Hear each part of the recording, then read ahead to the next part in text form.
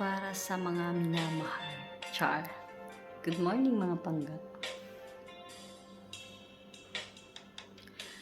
Di ko malimutan ang iyong mga larawan, ang iyong mga pangakong ako lang.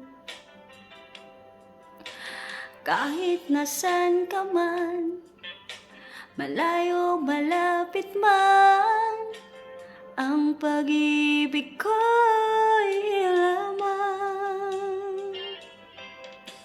Ika'y pangarap sa tuwina, lagi kang laman ng isip. Ikaw ang siya ang tibok, yaring dibdib.